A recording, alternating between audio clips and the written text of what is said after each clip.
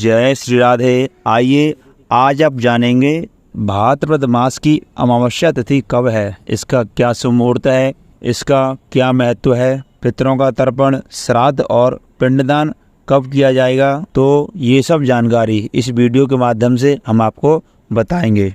तो मित्रों, वीडियो को अंत तक अवश्य देखें, तभी आपको पूरी जानकारी प्राप्त हो सकेगी। हिंदू पंचांग के अनुसार भाद्रपद मास की अमावस्या को कुशोत्पाटनी अमावस्या के नाम से भी जाना जाता है और इसे पितृ अमावस्या भी कहते हैं। इस दिन पितरों के पूजन के लिए खुशा लेकर के आते हैं और पितरों का पूजन एवं पिंडदान उसी से किया जाता है। पितरों के तर्पण श्राद्ध कर्म में कुशा का विशेष प्रयोग किया जाता है। कुशोत्पाटनी अमावस्या के दिन कुशा को लेकर के आते हैं और यह कुशा पूरे 1 साल के लिए चलती है, यानी कि 1 साल तक उसी कुशा का प्रयोग किया जाता है। इस दिन पितरों के तर्पण, श्राद्ध और पिंडदान का विशेष महत्व होता है। कहा जाता है कि इस दिन स्नान, दान और ध्यान करने से पुण्य फल की प्राप्ति होती है। खासतौर पर गंगा स्नान, पवित्र नदियों में स्नान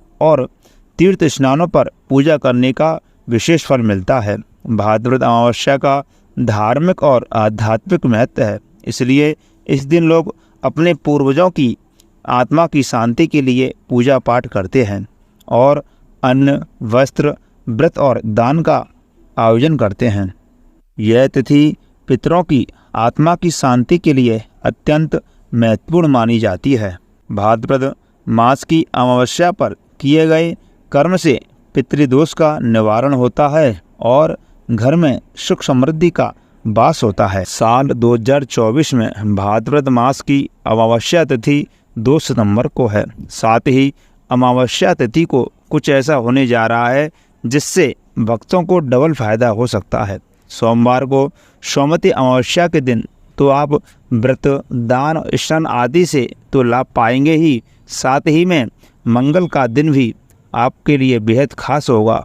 आखिर क्योंकि भाद्रपद मास की अमावस्या तिथि को इतना खास माना जा रहा है। हिंदू पंचांग के अनुसार भाद्रपद मास की अमावस्या तिथि इस बार 2 सितंबर के दिन रहेगी।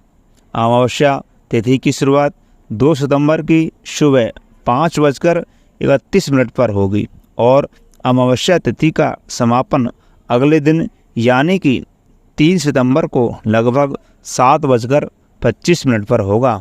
2 सितंबर के दिन सूर्योदय 5:59 पर होगा, यानी कि उदया तिथि के चलते भाद्रपद अमावस्या तिथि 2 तारीख को ही होगी।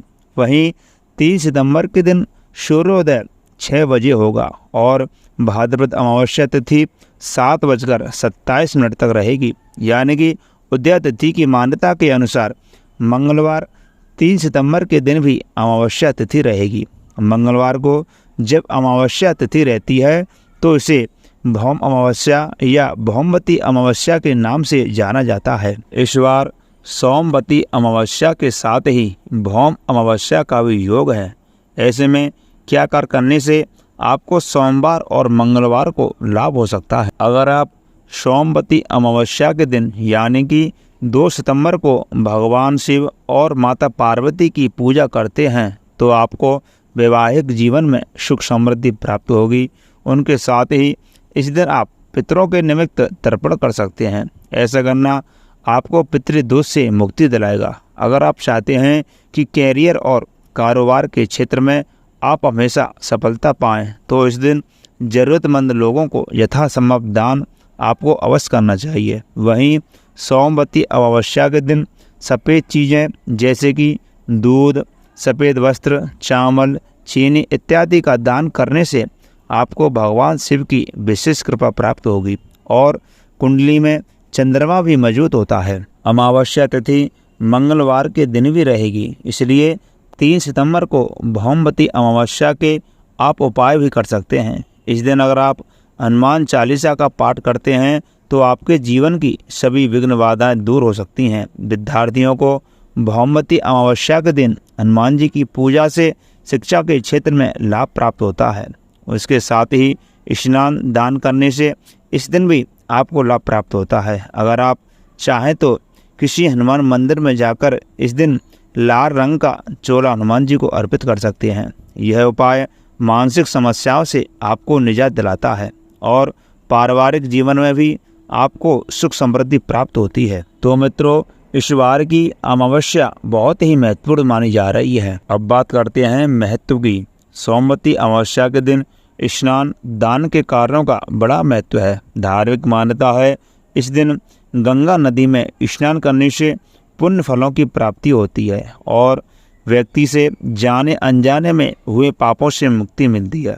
इस दिन पितरों का श्राद्ध, तर्पण और पिंडदान के कार्य भी किए जाते हैं। कहा जाता है कि इससे पितर तृप्त होते हैं और उन्हें मोक्ष की प्राप्ति होती है। साथ ही पितर प्रसन्न होकर के परिवार के सदस्यों को सुख, शांति और समृद्धि का आशीर्वाद देते हैं। तो प्रिय मित्रों, मैं आशा करता हूँ यह जानकारी आपको बहुत पसंद आई होगी। तो कृपा करके वीडियो को लाइक, शेयर और कमेंट बॉक्स में ओम पित्राय नमः अवश्य लिखें। जय श्री राधे।